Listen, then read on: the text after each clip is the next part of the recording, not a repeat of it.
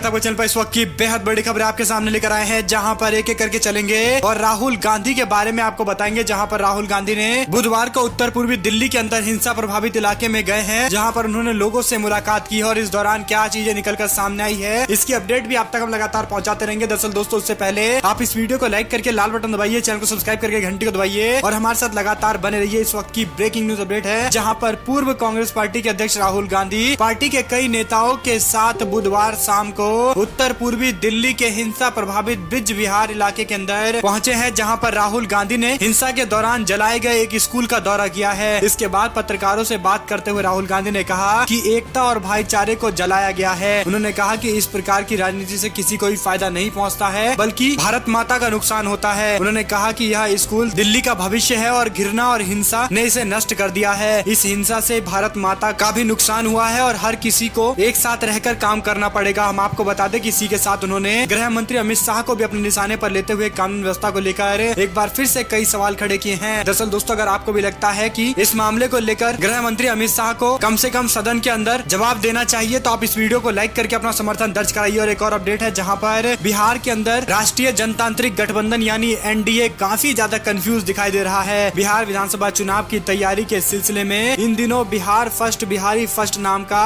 कार्यक्रम चला रहे हैं एलजेपी के अध्यक्ष चिराग पासवान। लगातार बिहार के अलग अलग मुद्दों पर लोगों से समर्थन जुटा रहे हैं, लेकिन एक जो बहुत अनोखी बात देखने को मिली है वो ये कि चिराग पासवान अपने इस कार्यक्रम के दौरान नीतीश कुमार सरकार पर गंभीर सवाल खड़े कर रहे हैं और नीतीश कुमार सरकार को पिछले 5 सालों के दौरान पूरी तरह से फेल करार दे रहे हैं। हम आपको बता दें कि चिराग पासवान की ओर से नीतीश कुमार के नेतृत्व को लेकर लगातार निशाना साधा जा रहा है। जब उनसे मीडिया ने सवाल किया तो उन्होंने कहा कि हम सरकार का हिस्सा नहीं है और इसीलिए हम सरकार पर निशाना साध रहे हैं। हम आपको बता दें कि एनडीए के अंदर ये लगातार फूट की खबरें सामने आ रही है, जहां पर एनडीए के अपने ही दल इस बात को लेकर कंफ्यूज दिखाई दे रहे हैं कि आखिर वह अपने सहयोगी पार्टी का समर्थन करे या उसका खिलाफ बोले। ऐसे में दोस्तों, अगर आप भी मानते हैं कि बिहार के अंदर एनडीए के लिए बिहार चुनाव में कुछ बचा नहीं है और नीतीश कुमार की जगह अब बिहार की जनता एक नया मुख्यमंत्री चाहती है, तो कमेंट बॉक्स में अपनी राय जरूर लिखिए और बताइए कि अगला मुख्यमंत्री बिहार का किसको बनना है। और एक और अपडेट है, जहां पर कांग्रेस पार्टी के अंदर सभी के सभी विधायकों को मुख्यमंत्री निवास पर लाया गया है, जहां पर बड़ी संख्या में पुलिस बल तैनात है। हम आपको बता दें कि मध्य प्रदेश में सरकार को अस्थिर करने के प्रयास के चलते राजनीति गर्मा गई है। इस मामले को लेकर कांग्रेस पार्टी के 4 विधायक हरियाणा के एक रिजॉर्ट के अंदर आ गए थे, जहां पर बीजेपी पर हॉर्स ट्रेडिंग का आरोप लगाया गया था। बाद में कांग्रेस पार्टी के नेता दिग्विजय सिंह समेत कांग्रेस पार्टी के कई और प्रदेश के मुख्यमंत्रियों ने मोर्चा संभाला और अपने सभी विधायकों को एक बार फिर से मध्य प्रदेश लेकर लौटे हैं, जिसके बाद मध्य प्रदेश के मुख्यमंत्री निवास पर इन सभी विधायकों को बुलाया गया है, जहां पर बड़ी संख्या में पुलिस बल भी तैनात है और बताया जा रहा है कि कुछ ही देर में विधायकों को कर्नाटका शिफ्ट किया जा सकता है। इस बीच ये अपडेट सामने आ रही थी, जिसकी जानकारी हमने आप तक पहुंचाई है। और एक और जानकारी है, जहां पर दोस्तों कमलनाथ के मंत्री के बागी तेवर, कहा सरकार रहे या जाए मुझे फर्क नहीं पड़ता, मेरे विकल्प खुले हुए हैं। मध्य प्रदेश के अंदर कमलनाथ सरकार के खनिज मंत्री प्रदीप जायसवाल ने बागी तेवर दिखाए हैं। निर्दलीय विधायक प्रदीप जायसवाल ने प्रदेश के अंदर जारी सियासी संकट के मामले को लेकर कांग्रेस पार्टी को परेशान करने वाला एक बयान दे दिया है। हालांकि कमलनाथ सरकार को 1-2 विधायकों से कोई फर्क नहीं पड़ने वाला है, क्योंकि कमलनाथ सरकार को 115 विधायकों की जरूरत है, लेकिन अभी उनके पास आंकड़ा 121 से ऊपर का है। यानी कुल मिलाकर अगर 1-2 विधायक कम भी हो